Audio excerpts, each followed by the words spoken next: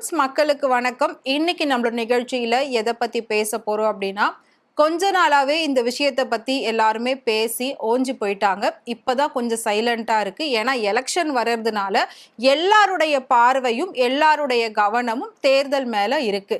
அப்படி இருக்கிற பட்சத்துல அந்த தேர்தல்ல களம் காணக்கூடிய விஜய், தாவேகா தலைவர் விஜய பத்தி எக்கச்சக்கமான வதந்திகள், எக்கச்சக்கமான கண்டனங்கள், எக்கச்சக்கமான விமர்சனங்களை முன் வச்சுக்கிட்டு இருக்காங்க. சோ என்னதான் ஒருத்தர் புதுசா தேர்தல்ல வந்தாலும் இப்படியாப்பா அடிப்பீங்க, அதுவும் இல்லாம எவ்வளோ அடிச்சாலும் தாங்குறானே, அவன் ரொம்ப நல்லவன் அப்படின்னு சொல்லக்கூடிய அளவுக்கு எல்லாத்துக்குமே விஜய் வந்து மௌனம் காத்துட்டு வராரு. அரசியல் ரீதியா நீங்க எவ்வளவு துன்புறுத்தல் கொடுத்தாலும் அமைதியா இருப்பேன், மக்கள் எனக்கு ஆதரவு கொடுக்குறாங்க அப்படின்னு சொல்லி அந்த அமைதியில அந்த ஆதரவுல விஜய் வந்து பயணம் பண்ணிக்கிட்டு இருந்தாரு. பட் சடனா பார்த்தோம்னா யாருமே எதிர்பார்க்காத வகையில அவங்களோட பர்சனல் விஷயம், அவங்களோட மேரேஜ் லைஃப்லயே மிகப்பெரிய ஒரு ப்ராப்ளத்தையும் கொண்டு வந்தாங்க. எதை வச்சு அவனை அடிக்க முடியுமோ அதை வச்சு அடிக்கணும் அப்படின்னு சொல்லி அதையும் அடிக்க ட்ரை பண்ணாங்க. பட் அதுக்கும் விஜய் வந்து கொஞ்சம் கூட செவி கொடுக்கல, அதுக்கும் கொஞ்சம் கூட அவர் கலங்கல அப்படின்றதுதான் மிகப்பெரிய ஒரு ஆச்சரியமான விஷயமே. ஸோ அவங்களோட மனைவியோட விவாகரத்து ரொம்ப பெரிய பேசு பொருளா போச்சு. இன்னைக்கு வரைக்கும் அந்த விஷயத்தை பத்தி பேசாதவங்க யாருமே இருக்க முடியாது. அந்த அளவுக்கு இந்தியா ஃபுல்லாவே விஜய் விவாகரத்தை பத்தி பேசிட்டு இருந்தாங்க. கூடவே அடுத்து விஜய் பண்ண அந்த ஒரு விஷயம், அதாவது கல்யாணத்துக்கு த்ரிஷாவை ஒன்னா கூட்டிட்டு போனது, ஒரே கார்ல ஒரே மாதிரி ட்ரெஸ் பண்ணிட்டு போனது ரொம்ப பெரிய சர்ச்சையா பேசப்பட்டது. இதை பார்த்த பல பேர் என்ன சொல்லியிருந்தாங்க அப்படின்னா, அவங்க எப்பவுமே வருஷக்கணக்கில் ஃப்ரெண்ட்ஸா இருக்கிற மாதிரி தான் இப்பவும் ஃப்ரெண்ட்ஸா இருக்காங்க. ரெண்டு பேருமே ஏஜிஎஸ் ப்ரொடக்ஷன்ல ஆல்ரெடி ஒரு படம் பண்ணியிருக்காங்க, அதனாலதான் ஒன்னா போயிருக்காங்கன்னு சொல்லி நிறைய பேர் பேசியிருந்தாங்க. விஜய் அரசியலுக்கு வந்ததுக்கு அப்புறமா சினிமா விஜயை கைவிட்டுருமா அப்படின்னு பார்த்தா கண்டிப்பா கைவிடல.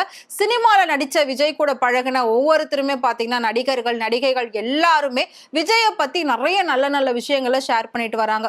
இன்னொரு பக்கம் அரசியல்ல இருக்கக்கூடிய மத்த கட்சியினர் சேர்ந்தவங்க எல்லாம் விஜயை ரொம்பவே விமர்சிச்சு பேசிட்டு வராங்க. எது எப்படி பேசிட்டு போனாலும், யார் என்ன சொன்னாலும் நான் வந்து என் மக்களுக்காக நிப்பேன், என்னோட வசதியான வாழ்க்கை, சொத்து பத்து பங்களா எல்லாத்தையும் நான் விட்டுட்டு மக்களுக்காக இன்னைக்கு நான் ரோட்ல வந்து நிக்கிறேன் அப்படின்னு சொல்லி விஜய் ஒவ்வொரு இடத்துலயுமே ஒவ்வொரு பிரச்சாரத்திலுமே பாத்தீங்கன்னா ரொம்பவே அப்படியே வந்து ஹார்ட் டச்சிங்கான ஒரு வேர்ட்ஸ் எல்லாம் யூஸ் பண்ணி அவர் வந்து பேசிட்டு இருக்காரு. சோ அந்த அளவுக்கு மக்கள் வந்து விஜய்க்கு மரியாதை கொடுக்கறாங்க, அன்பு கொடுக்கறாங்க, ஆதரவு கொடுக்கறாங்க. இவ்வளோ விஷயம் இருந்தோ அவரை வந்து அசைக்க முடியல அப்படின்னு சொல்லி அவர் அசைச்சு பார்க்கக்கூடிய பல பேர் பிரமிப்பில நின்னுட்டு இருக்காங்க.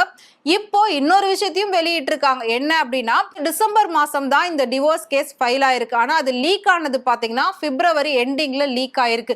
சோ இதுவும் திட்டமிட்டு, அதாவது விஜயோட பேரை டேமேஜ் பண்ணணும் அப்படின்னு சொல்லி திட்டமிட்டு கோர்ட்ல இருந்த அந்த ஃபைலை வந்து லீக் பண்ணிருக்காங்க. சோ லீக் பண்ணாலும் பரவாயில்ல அப்படின்னு சொல்லி அவரும் அதுக்குமே எதுவுமே பதில் சொல்லாம மக்களுக்கு என்ன செய்யணும், மக்கள் கிட்ட என்ன பேசணுமோ தொடர்ந்து அதை நோக்கியே போய்கிட்டு இருக்காரு. அந்த வகையில பாத்தீங்கன்னா இப்போ 20ஆம் தேதி ஹியரிங் அப்படின்னு சொல்லி நம்ம எல்லாருமே கேள்விப்பட்டிருப்போம். சோ 23ஆம் தேதி சட்டமன்ற தேர்தல் நடக்க போகுது. 2026 சட்டமன்ற தேர்தல் நடக்க போகுது. அடுத்த 5 வருஷத்துக்கு தமிழ்நாட்டை ஆள போறது எந்த கட்சி அப்படின்றது அன்னைக்கு வந்து தீர்மானமாகும். ஆனா அப்படி இருக்கும்போது அதுக்கு 3 நாள் முன்னாடி 20ஆம் தேதி விஜய் வந்து கோர்ட்ல ஆஜராகணும். ஏற்கனவே பாத்தீங்கன்னா டெல்லி சிபிஐ விசாரணைக்கு விஜயை கூப்பிட்டு இருந்தாங்க. பட் அவர் வந்து கொஞ்சம் எலெக்ஷன் ஒர்க் எல்லாம் இருக்கு அப்படின்னு சொல்லி தள்ளி வரேன் அப்படின்னு சொல்லியிருந்தாரு. அதுக்கப்புறமா போயிட்டு அதை அட்டன் பண்ணிட்டு வந்துட்டாரு.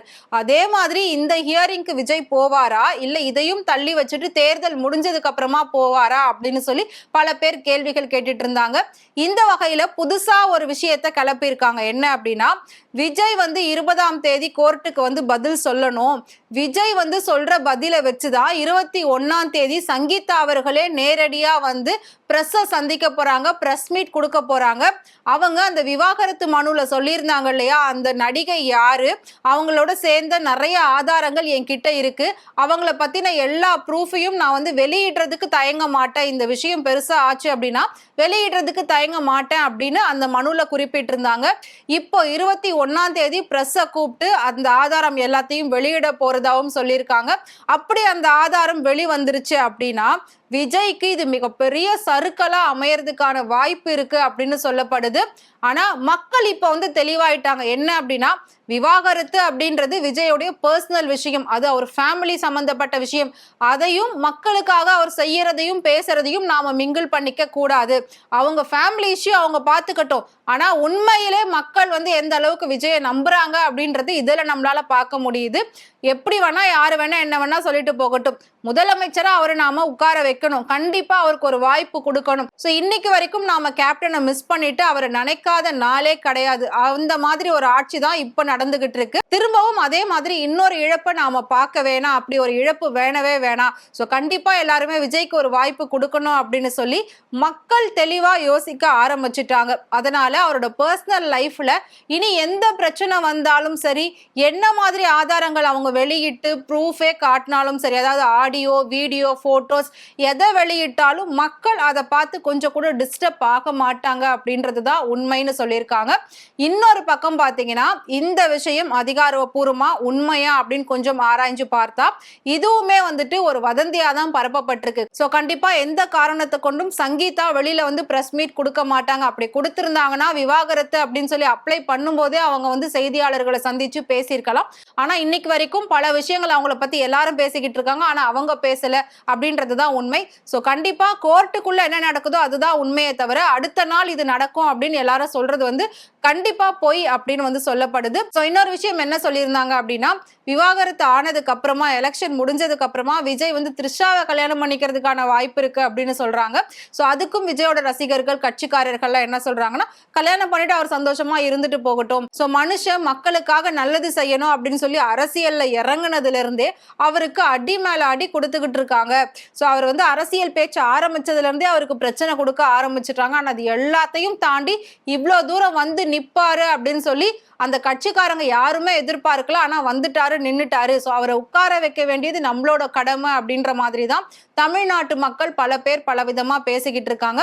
பொண்டாட்டியே இல்லைன்னா என்ன, நாங்க தங்கச்சியா இருப்போம், அக்காவா இருப்போம், பொண்டாட்டியா இருப்போம் அப்படின்லாம் கூட வந்து ரசிகர்கள் சொல்றதை நம்மளால பார்க்க முடிஞ்சது. அந்த அளவுக்கு வெறித்தனமான ரசிகர்கள்லாம் வந்து விஜய்க்கு இருக்காங்க. சோ இந்த நிலையில இதை பார்க்கக்கூடிய பல பேர் என்ன சொன்னாங்க அப்படின்னா, சூப்பர் ஸ்டாரையே வந்துட்டு மிஞ்சிட்டாரு விஜய், சூப்பர் ஸ்டாரை எல்லாரும் ஒரு தலைவரா பார்த்துட்டு இருக்காங்க, ஆனா விஜய தம் வீட்டு பையனா பாக்குறாங்க, அண்ணனா பாக்குறாங்க, தம்பியா பாக்குறாங்க, பிள்ளையா பாக்குறாங்க. சோ அந்த அளவுக்கு தான் வீட்டு பையன் அப்படின்னு சொல்லி தலையில தூக்கி வச்சு கொண்டாடிக்கிட்டு இருக்காங்க. இது வந்து எந்த ஒரு நடிகர்களுக்குமே இதுக்கு முன்னாடி கிடைச்சது கிடையாது. எம்ஜிஆருக்கு எப்படி கூட்டம் வந்ததோ அதே மாதிரிதான் இப்ப விஜய்க்கும் கூட்டம் வந்துகிட்டு இருக்கு. எம்ஜிஆர் எப்படி ஆட்சியை வந்து அமைச்சாரோ அதே மாதிரி விஜய் ஆட்சி அமைச்சிருவாரு. அதே மாதிரி ஜெயலலிதா வந்து எம்ஜிஆர் கூட கட்சியில சேர்ந்ததும் பாத்தீங்கன்னா தேர்தல் முடிஞ்சதுக்கு அப்புறமா தான் அவர் வந்து சேர்த்துக்கிட்டாரு. அதே மாதிரி விஜய் சேர்த்துக்கிறதுக்கான வாய்ப்பு இருக்கு. சேர்த்துக்கிட்டோம், அது அவங்களோட பர்சனல். சோ அப்படி இருக்கிறப்ப விஜயோட பர்சனல் வந்து அரசியல்ல எந்த வகையிலும் பாதிக்காது அப்படின்னு சொல்லியிருக்காங்க. இன்னொரு விஷயம் என்ன அப்படின்னா, சங்கீதா அந்த மனுவில் குறிப்பிட்டிருந்தாங்க, நீலாங்கரை வீட்டில் தனக்கு இடம் வேணும், ஏன்னா எனக்கு வந்து இங்கே ப்ரூஃப் கிடையாது, எனக்கு லண்டன் ப்ரூஃப் தான். அப்படி இருக்கிற பட்சத்தில் என்னால் இங்கே எங்கேயும் வெளியில் ஸ்டே பண்ண முடியல, எனக்கு அந்த வீட்டில் ஒரு இடம் வேணும்னு கேட்டிருந்தாங்க. அதுக்கு விஜய் தரப்புல மறுப்பும் தெரிவிச்சிருந்ததாகவே சொல்லியிருந்தாங்க. இப்போ என்ன சொல்றாங்க அப்படின்னா, 2 பேரும் ஒரே வீட்டில் தான் இருக்காங்க, ஆனால் பேசிக்கிறது இல்லை, பிரச்சனையில் இருக்காங்க அப்படின்றாங்க. அதுவுமே பார்த்தீங்கன்னா சுத்தமான ஒரு பொய் தான். சங்கீதா தனியாக தான் இருக்காங்க, விஜயோட பசங்க 2 பேருமே தனித்தனியாக தான் இருக்காங்க, விஜயும் தனியாக தான் இருக்காரு. சோ கிட்டத்தட்ட விஜய் பாத்தீங்கன்னா அம்மா, அப்பா, மனைவி, குழந்தைகள் இவங்க எல்லார விட்டும் விலகிதான் இருக்காரு. இப்போ விஜய் ஒரே சக்தியா, ஒரே நம்பிக்கையா, ஒரே விஷயம் நினைக்கிறது அப்படின்னா மக்களை மட்டும்தான் அவர் நினைச்சிட்டு இருக்காரு அப்படின்ற மாதிரி தான் எல்லா விஷயமும் நடந்துகிட்டு இருக்கு. சோ நாம வெயிட் பண்ணி பார்க்கலாம், ஏப்ரல் 20ஆம் தேதி கோர்ட்ல வந்து விஜய் ஆஜராவாரா இல்ல தள்ளி போடுவாரா அப்படின்றது. சோ 23ஆம் தேதி விஜய்க்கு ஆதரவா அந்த நாள் அமையுமா அப்படின்றத வெயிட் பண்ணி பார்க்கலாம். சோ அடுத்து அரியணை ஏற போறது யாருன்னு தெரிஞ்சுக்கிறதுக்கு இன்னும் ரொம்ப நாள் கிடையாது, கண்டிப்பா கொஞ்ச நாள் தான் இருக்கு. அதுக்கு முன்னாடி நம்ம நல்லா சிந்திச்சு செயல்படணும். ஒரு நடிகனா பார்க்கணும், அரசியல்வாதியா பார்க்கணும். நடிகன் நமக்கு நல்லது செய்வான் அப்படின்னா அவனை அரசியல்வாதியா மாத்துறதுல எந்த தப்பும் கிடையாது. அதே மாதிரி இருக்கிற அரசியல்வாதி நமக்கு நல்லது செஞ்சிருக்கான் அப்படின்னா அவனுக்கு இன்னும் கொஞ்சம் நாம நல்லது செய்யறதுக்கான வாய்ப்பையும் கொடுக்கலாம், அதுவும் தப்பு கிடையாது. சோ ஒட்டுமொத்த தமிழ்நாட்டுடைய தலையெழுத்தையே மாத்தக்கூடிய ஒரு விஷயம் நம்மளோட கையில தான் இருக்கு. ஸோ நம்ம வந்து சிந்திச்சு செயல்படக்கூடிய ஒரு சரியான நேரம். யாருடைய பர்சனலையும் யாருடைய அஃபிஷியலையும் சேர்த்து போட்டு நாம குழப்பிக்க வேணாம். ரெண்டுமே தனித்தனி அப்படின்றது தான் உண்மை. ஸோ நீங்க விஜயை பத்தி என்ன நினைக்கிறீங்க அப்படின்றத மறக்காம கமெண்ட் பாக்ஸ்ல சொல்லுங்க.